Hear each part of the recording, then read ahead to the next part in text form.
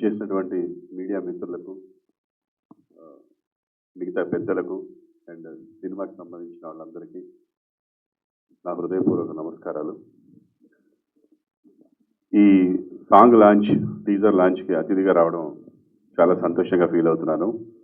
ఈ cinema starting దగ్గర నుంచి నాకు తెలుసు ఇది ఎలా స్టార్ట్ అయింది, ఎలా జరుగుతుంది అనేది.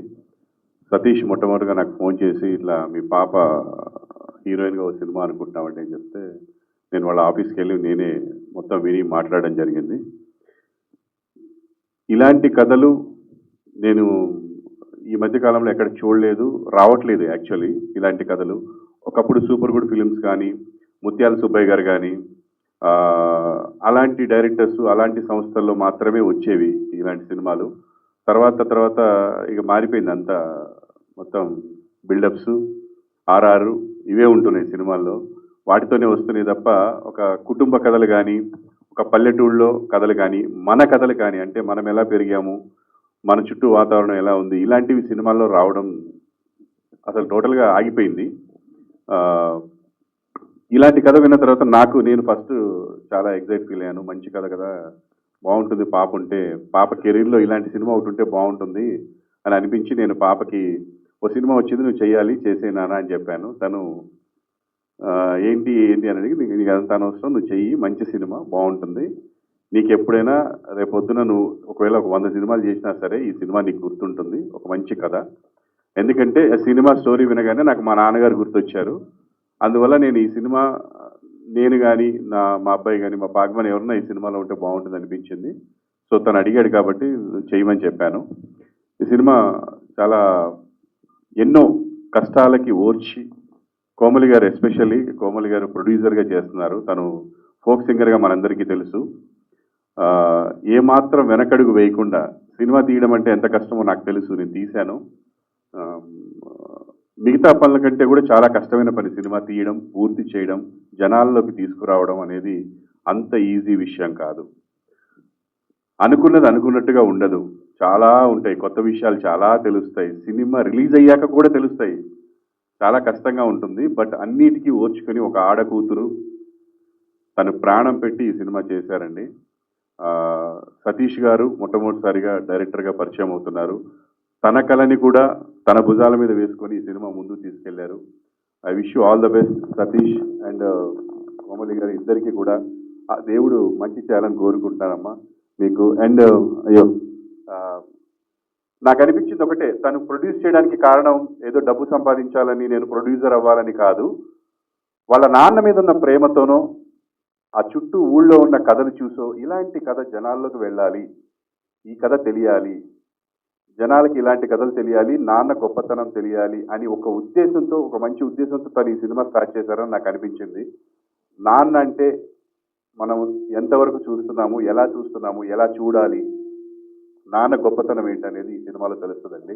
డెఫినెట్గా 2000 బిఫోర్లో ఉన్న వాళ్ళందరికీ కూడా వాళ్ళ చిన్నప్పుడు పరిస్థితులు, వాళ్ళు పెరిగిన వాతావరణం అంతా ఇందులో కనిపిస్తుంది. అండ్ ఈ సినిమా చూసిన తర్వాత ప్రతి ఒక్కరికి వాళ్ళ నాన్న గుర్తొస్తాడు. నాన్నను ప్రేమించే ప్రతి ఒక్కళ్ళు, ప్రపంచంలో నాన్నను ప్రేమించే ప్రతి ఒక్కళ్ళు కూడా ఈ సినిమా చూడాలి. ఎందుకంటే మనకి తెలియదు నాన్న పోయిన తర్వాత కూడా ఆయన మనకి ఏం చెప్పాలనుకున్నాడు, ఆయన ఏ కష్టాలు పడ్డాడు అనేది. ఈ సినిమా చూస్తే ఆయన మనకి ఏం చెప్పాలనుకున్నాడో సినిమా ద్వారా మనకి తెలిసిపోతుంది. మనకి రియల్ లైఫ్లో తెలియంది సినిమా ద్వారా తెలుస్తుందండి. అండ్ నాన్నగా మురళీధర్ గారు చాలా బాగా యాక్ట్ చేశారు. ఒక కోఇన్సిడెన్స్ ఏంటంటే, మా అబ్బాయి ఫస్ట్ మూవీలో కూడా ఫాదర్ మురళీధర్ గారే, మా అమ్మాయి ఫస్ట్ మూవీలో కూడా ఫాదర్ మురళీధర్ గారే. ఇది ఒక కోఇన్సిడెన్స్. సూపర్ చేశారు సార్.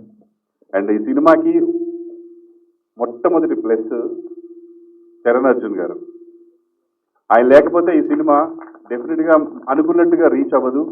మీకు సినిమాలో గూజ్ బంప్స్ వచ్చే మూమెంట్స్ ఉండవు. ఆయన మ్యూజిక్ ద్వారా చాలాసార్లు గూజ్ బంప్స్ వస్తాయి. అసలు అలా ఇప్పుడు చూసిన పాట ఎంత బాగుందో మీరు చూశారు కదా. దీనికి 100 రెట్లు బాగుండే పాట ఒకటి ఉంది, నాకు నచ్చిన పాట, నాకు చాలా ఇష్టమైన పాట ఈ సినిమాలో. అది ఫ్యూచర్లో మీరు వింటారు, చూస్తారు. ఆ పాట లిరిక్స్ కూడా చాలా బాగున్నాయి. నువ్వు ఒక్కడివే ఇంతమందిని ఎలా సాకావు నాన్న అని ఒక పాట ఉంటుందండి. అయ్యి బాబాయ్, గుండెలు పిండేసినట్టు ఉంటుంది ఆ సాంగ్. అంటే నిజంగా కూడా మా ఇంట్లో మేము 7గురం, నేను 5గురు అన్నదమ్ములు, 2 అక్క చెల్లెళ్ళు. మా నాన్న అప్పుడే గుర్తొచ్చాడు నాకు. అసలు ఆ పాటినప్పుడల్లా గుర్తొస్తాడు, కళ్ళలో కనిపిస్తూ ఉంటాడు. మమ్మల్ని ఏడుగురిని ఎలా సాకాడు ఆయన, ఎలా పెంచి పెద్ద చేశాడు, ఎలా ఇంత దూరం తీసుకొచ్చాడు, చదువు లేదు, సంజయ్ లేదు, ఒక చిన్న పనిని నమ్ముకొని అని చాలా ఫీల్ వర్కౌట్ అవుతుంది అది. అండ్ అలా మన తల్లిదండ్రులు గుర్తు చేసే సినిమా ఇది. సో తప్పకుండా ఈ సినిమా అందరూ చూసి ఆదరించండి. అన్ని సినిమాల్ని ఒకే లిస్ట్లో వేయకండి. ఏదో రివ్యూలు చూసో నలుగురు బాగుందంటేనో వెళ్ళి చూడటం కాదండి. మనకంటూ ఒక సొంత అభిప్రాయం కూడా ఉండాలి జీవితంలో. ఎప్పుడు చూసినా అవతల వాడి అభిప్రాయం మీద బతకూడదు మనం. మన అభిప్రాయం ఒకటి ఉండాలి. కాబట్టి మనకి కొన్ని సినిమాలు మనం డిసైడ్ అయ్యి చూడాలి జీవితంలో. ఎవరో బాగుందని చెప్పిన తర్వాతనో చూడటమో, ఎవరో బాగాలేదంటే చూడడం మానేయడమో చేయకూడదు. ఇది డెఫినెట్గా మీ అందరి మనసులకు హత్తుకునే సినిమా. తప్పకుండా చూడండి.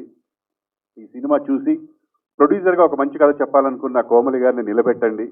ఇండస్ట్రీలో మళ్ళీ ఇలాంటి సినిమాలు తీసేలా చేయండి, ఎంకరేజ్ చేయండి అని మనస్ఫూర్తిగా కోరుకుంటూ I wish you all the best team అందరికీ.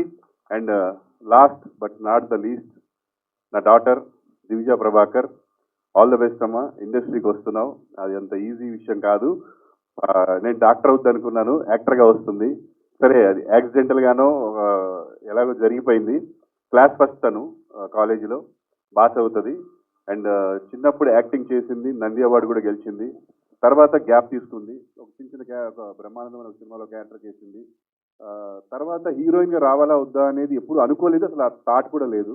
తను అడిగిన తర్వాత నేను సరే చేస్తామంటే ఫ్రీగానే ఉన్నా కదా డాడీ చేస్తా అని చేసింది. సో ఇప్పుడు తను ఆల్మోస్ట్ 3 మూవీస్ హీరోయిన్గా చేసింది తెలుగులో. తమిళ్లో కూడా ఒక సినిమా చేసింది, పెద్ద సినిమా. సో డెఫినెట్గా మీ ముందుకు రాబోతుంది, తన్ని ఆశీర్వదించండి. ఈ సినిమాలో తన క్యారెక్టర్ చాలా బాగుంటుంది, బాగా పెర్ఫామ్ చేసింది. నాకు ఒక సీన్లో తను ఏడుస్తుంటే నాకు ఏడుపు వచ్చేసింది.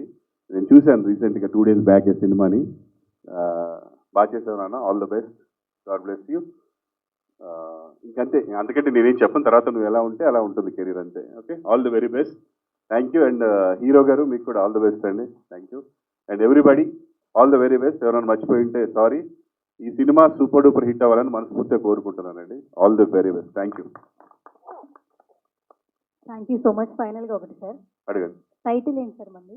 వెంకటరామయ్య గారు తాలూకా.